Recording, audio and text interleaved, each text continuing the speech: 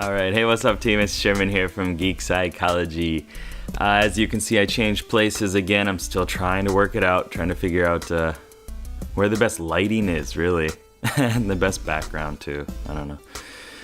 But please just hang with me until I figure it out. So this video is going to be on the Enneagram Type 8 and my re-envisioning of it in this kind of fantasy Enneagram world. And throughout the video, I'm going to, go through the kind of technical terms and then some of the kind of good things and bad things about being an 8. And then we'll go into the fantasy side of things, and I'll explain kind of the city and some of the quirks and what the hero from the city can do to kind of liberate him or herself and other 8s. So please enjoy and just keep an open mind throughout the whole thing. I'm going to actually kind of take this in a different route. Like the type 8s they're considered like the bad boys, right, of the Enneagram. Some of the names are like protector, asserter, boss, challenger. And I'm going to try to kind of flip that on its head a little bit and just kind of change the metaphors that maybe a lot of type 8s live by or the way that other people see type 8s. So getting started, let's look at the kind of technical terms here. The essence is cosmic power. The holy idea is truth. The holy path or virtue is innocence.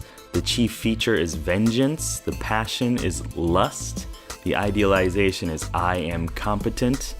The talking style it's called laying trips. It's basically just straightforward, blunt, direct, no sugarcoating, just this is how it is.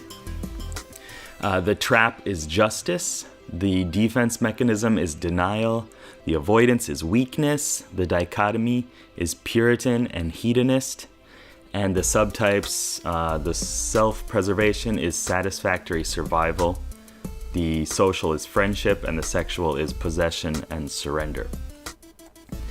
So there's a lot of information in there. Please just kind of let that simmer a little bit, and I'm going to come back to it a few times throughout this whole explanation. So going on, the type 8s, there are a lot of ways to describe them. I've heard some honestly pretty nasty ones. Like, it seems that a lot of people don't really like type 8s. I actually have my stepmom and one of my really good friends are both type 8s, and we had problems at the start of our relationships. So maybe that's why. Maybe people just don't kind of get down to that second layer of friendship and relationship. But some of the good words to describe them are strong, enthusiastic, direct, okay with conflict, courageous, fair, honest. They protect their friends and they protect the underdog in a lot of situations. They're self-confident, decisive, authoritative. My whiteboard just fell over here. It's good. It's professional. I like it. Let me see what I can do here. All right, let's just pretend that didn't happen. I might just cut that out. So where was I? Self-confident, decisive, authoritative, loyal, very loyal, energetic, they're straightforward. Okay, so you have a lot of these kind of ideas about being direct and being secure in yourself and decisive, And some of the negative ones, of course, if that goes to an extreme, you're going to have the negative aspects that come out too, like being excessive or being dominating, aggressive, kind of skeptical, insensitive, controlling, possessive.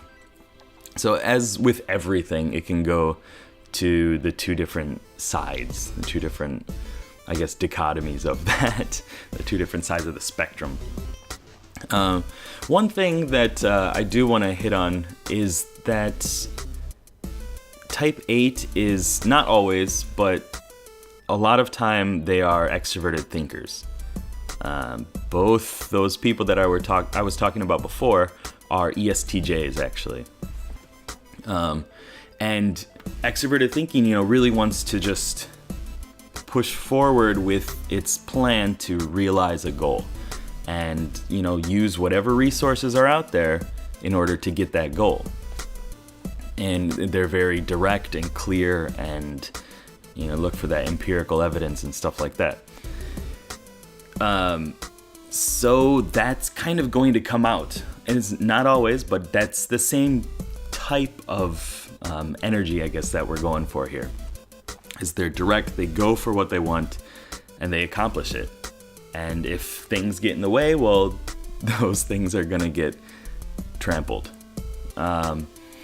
And like I said before, the holy path or the virtue it feels to me more like an introverted feeling thing. It's this innocence. And it's kind of reconnecting to the vulnerabilities of yourself and reconnecting to just all that stuff on the other side of the spectrum of going for your goal. So like not controlling things, just letting things go, letting other people be on top and take the lead and stuff like that. So I thought it was really interesting how those kind of related. Excuse me.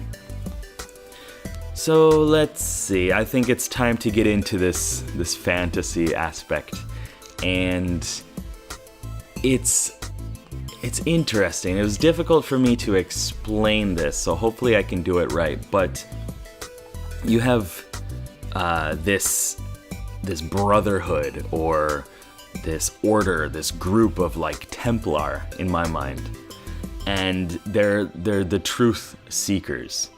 These are the ones that don't stop, they don't retreat, they're like really well trained, they're fully armored, they're ready to just go for this call to battle. Whenever that call sounds, they're ready to just attack and go to accomplish whatever they deem appropriate. And in this case, it's fighting injustice and fighting just the lies that have controlled the world.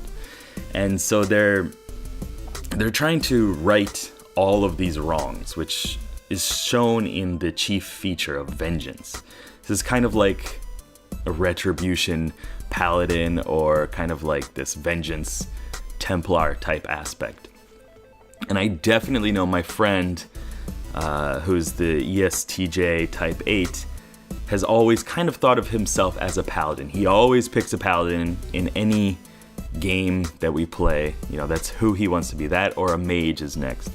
But it's just because he feels this really strong connection to fighting against injustice and chaos and righting these wrongs. And he's very blunt when doing that. He's willing to accept whatever conflict comes in order to right those wrongs. And he's willing to like risk his life in order to expose that truth. And I've kind of felt this with 8s. I thought about doing this kind of like old Wild West style city, which would have been cool, or this kind of warrior type clan, this smaller town of just like really tribal warriors. But that's kind of like the same ideas that other people have had about 8s, and it's not really serving them within the larger like Enneagram community and the people who are looking at types, because it just feels too like gritty and just rough, right? So thinking of them as Templars, as Crusaders, as Paladins of some sort, I think is really good.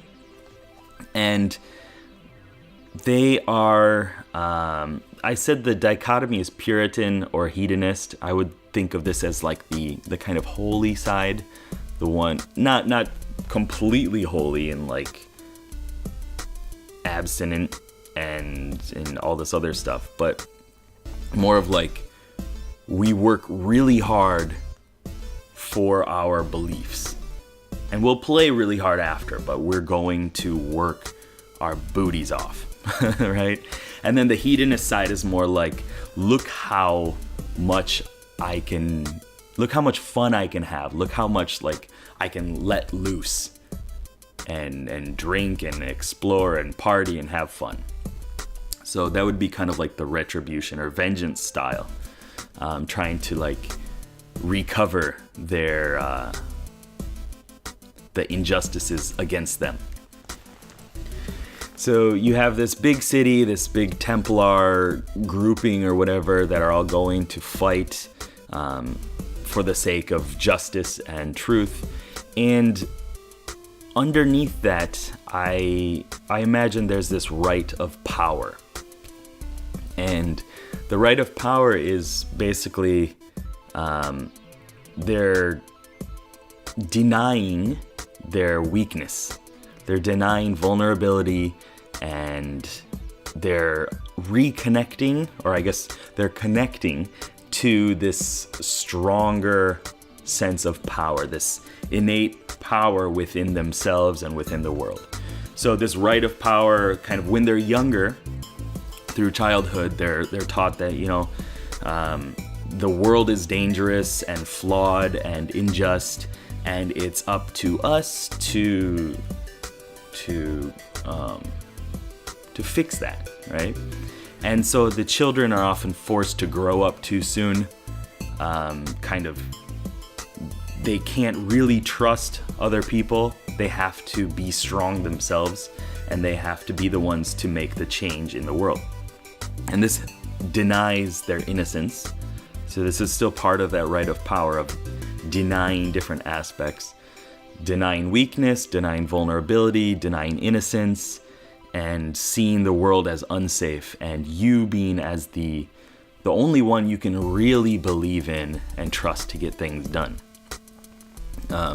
So whatever that kind of right is, I'm kind of imagining it to be like in this big church type place, and very religious kind of themed. Not necessarily saying that 8s are religious or anything like that, but that's kind of my imagining of it. And when they go through this rite, they kind of sacrifice the child within them, and they grow up. They're now a man or a woman, and they're ready to fight for this order of fellow Templar and stuff like that. And when they go through that, they're kind of blessed with this ability to subdue pain and vulnerability and that innocence. I hope that made sense. So that's kind of my feeling on how the fixation to this kind of 8 style has come about in their childhood, metaphorically spun, of course. And now they're fully charging out there, ready to right the wrongs and take care of the world and protect the underdogs and all this other stuff, and care for the poor, even like the actual Templars and Crusaders a lot of times did. And it can be seen as really good. And I think that's why a lot of 8s don't feel that there's a problem with their style. Because they're like, yes, I could be aggressive, but I don't see myself as being a problem. I don't see me expressing myself in this way as a problem. And I get things done, and, I'm going to do it the best. So what's the problem? And because there's not a personalized kind of negative stereotype around that, or a negative belief around that they don't feel that it should be changed. And I can understand that in a way. I mean, the fixation is really up close. Like, if you look at your finger, you can see You can see your fingerprint right from here, but the closer it gets, you can't see it anymore. It's kind of like the fixation, right? It's when you take that step back, you can actually see it, but when it's right there, you don't know that it exists really. And because the type 8 is the expressing side of the anger body, like the anger side of the Enneagram, it's just raw, it's always expressing and stuff. And in order to kind of subdue that, the hero needs to realize that it's a problem, and it's also like holding them back from really connecting to the truth and the innocent world and this vulnerability. So the hero needs to step up. And I'm not thinking that they need to dissolve the order, because I do feel that all of these styles serve their purpose in whatever way they come about. But I do think that they need to kind of reassess some of the ideas that maybe this Templar type order is holding, and reconnect more with, instead of just fighting to expose the truth and using, their military type power, I feel that they should really connect more with serving, to go into that 2 style, and help more people, and be vulnerable, let them care for other people, even at the risk of their own lives. Not really saying to risk your lives, but I'm saying in this fantasy world, that would be the way to go, right? I'm going to protect these other groups because that's the right thing to do, and I'm willing to lay down my life for that because it's for a higher purpose. And I also feel that the right of power that I was talking about before, about denying all these things in order to connect more towards power, should have this kind of way to be reversed, or maybe dissolved in that sense. So like, it served its purpose, it took you from being a weak child to this strong adult, and now it's time to dissolve that, to remove this kind of blessing that's been a crutch, and to expose yourself to those vulnerabilities. And when you can do that, you can access all these different energies within the world instead of focusing on pure rage and anger to expose those truths and the injustices. Let's see, anything else I gotta talk about? No, I think that's about it. So thank you very much for watching. I hope this was interesting. Once again, I apologize for all the different changes in filming location and style. Obviously, I'm sitting down now, so maybe it's not as entertaining. I don't know. Please let me know, though, in the comments, anything that you think I could do to make these explanations clearer, or to kind of spice things up a little bit. And the next video is going to be on the type 9, my type. So hopefully I can do it well and not be too biased in any way. All right, thank you very much for watching. Good luck, have fun.